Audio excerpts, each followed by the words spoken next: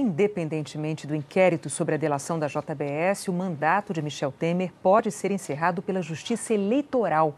A sessão de amanhã do TSE, que retoma o julgamento da cassação da chapa Dilma Temer, vai começar às 19h em Brasília.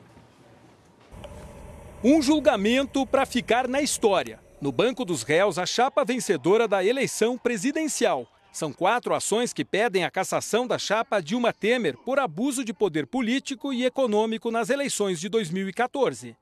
Os 7 ministros vão julgar se de fato a chapa foi eleita graças a um esquema bilionário de financiamento de campanha por meio de propina e se ganhou a eleição porque não jogou limpo, lesando a democracia, como está na acusação apresentada pelo PSDB logo após a eleição em dezembro de 2014.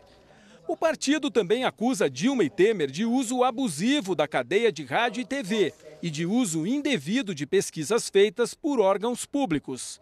A punição prevista nesse tipo de ação é a perda do mandato e o impedimento de se candidatar por 8 anos. Como Dilma Rousseff já não é mais presidente desde que o mandato dela foi cassado no processo de impeachment no ano passado, em caso de condenação na ação do TSE, ela poderá, no máximo, perder os direitos políticos que foram mantidos pelos parlamentares.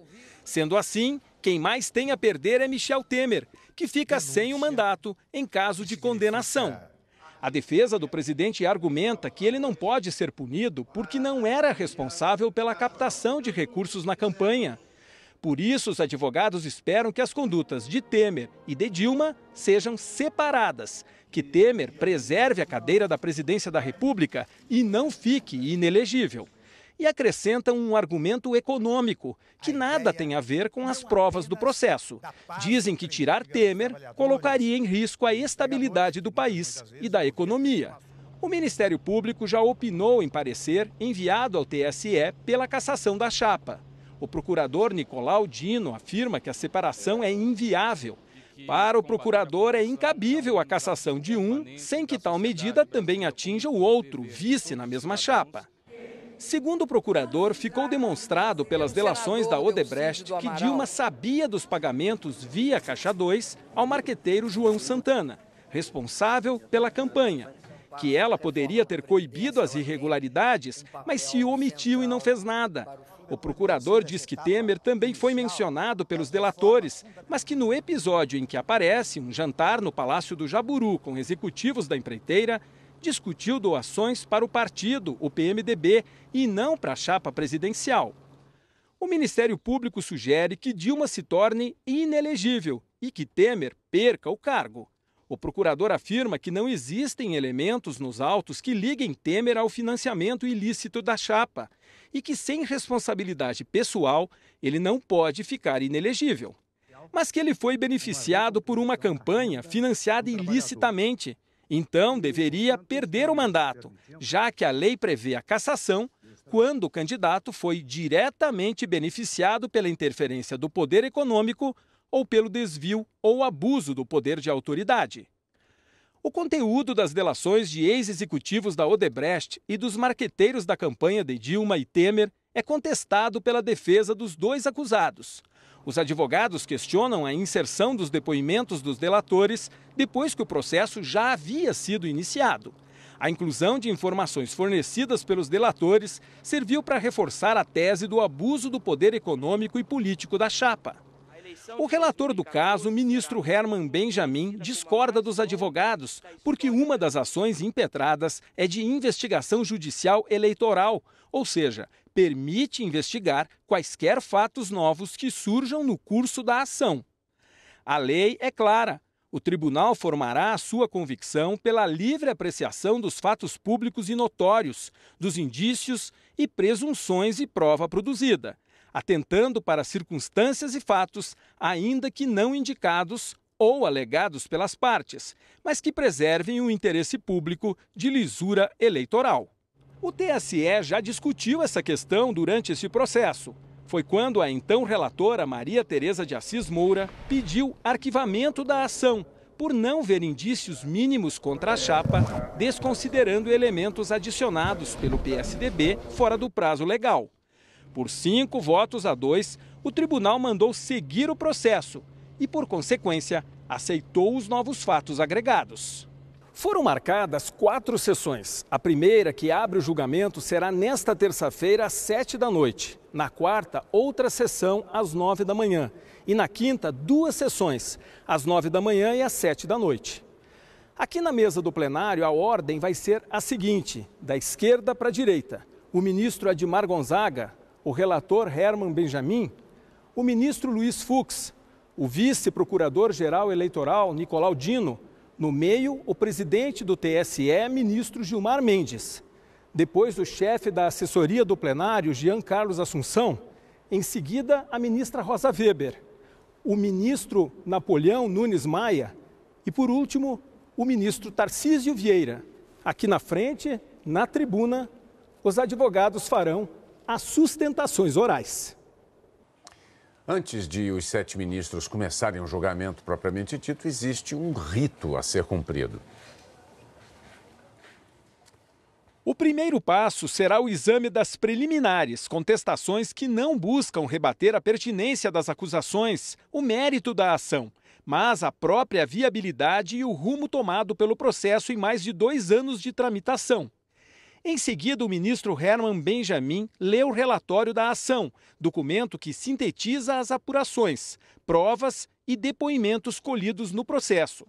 O documento tem mais de 1000 páginas e já foi distribuído para os ministros, mas Herman Benjamin vai usar uma versão mais enxuta, para não alongar demais a sessão. Na sequência, a palavra será dos advogados, 15 minutos para o advogado do PSDB, da acusação. Depois, a defesa, 15 minutos para o advogado de Dilma e outros 15 para o advogado de Temer.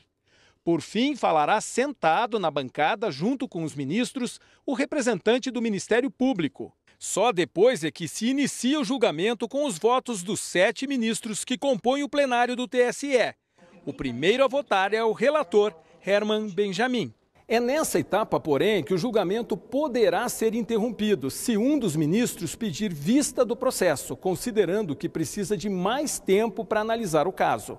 Nessa hipótese, não há prazo para ele trazer de volta o processo ao plenário, deixando indefinida a data da retomada do julgamento.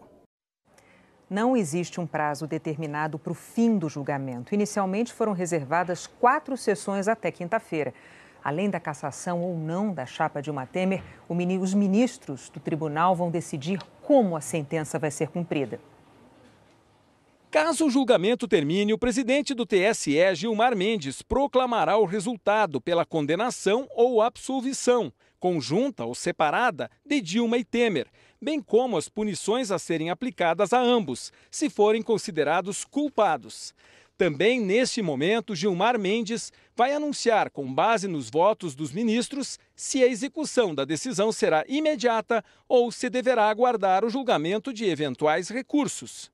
Essa definição é importante em caso de condenação, para saber se Temer poderá ou não continuar na presidência, enquanto aguarda a decisão sobre os recursos, sejam aqueles apresentados ao próprio TSE ou ao Supremo Tribunal Federal. Somente depois do chamado trânsito em julgado, fase em que se esgotam todos os recursos possíveis, é que a decisão pode ser finalmente cumprida. O TSE vai decidir pela primeira vez sobre o destino de uma ex-presidente e de um presidente da República, por abuso do poder econômico e político. Isso é muito frequente, em termos de alegações, em toda a justiça eleitoral, mas nunca se discutiu isso nesse nível, com os mais altos mandatários da República. Então, qualquer que seja o julgamento, favorável ou desfavorável, marcará a história do nosso direito eleitoral. Se Temer for condenado, perder o mandato, a Constituição prevê que, em caso de vacância do cargo de presidente e vice, haverá nova eleição em até 30 dias. E que nos 2 últimos anos do mandato, como é o caso, essa eleição é indireta, ou seja, o novo presidente é escolhido pelo Congresso. Depois de um evento em São Paulo, o ministro do Supremo Tribunal Federal, Luiz Roberto Barroso, disse que o julgamento da chapa Dilma Temer pode ser um marco na luta contra a corrupção no Brasil. Vivemos um momento crucial na sociedade brasileira, em que a descoberta de uma corrupção institucionalizada embora devastadora do ponto de vista da autoestima da sociedade brasileira, permite, no entanto, que este seja um momento de refundação no Brasil. Você acha que o dia de amanhã pode ser um marco para isso? Nós vivemos uma possibilidade de um novo começo no Brasil, que é utilizar essa experiência dessa corrupção ampla e institucionalizada para, tal como fizemos com a ditadura, tal como fizemos com a tortura, poder dizer corrupção nunca mais. Não uma corrupção de nível zero, todo país tem um nível de corrupção, mas é preciso criar uma cultura de honestidade, é preciso mostrar para as novas gerações que ser honesto vale a pena, porque a corrupção valoriza os espertos e não os bons. Espero que esse julgamento, como todo julgamento deve ser, seja de acordo com a Constituição e com as leis e que seja capaz de produzir a justiça que a sociedade brasileira espera.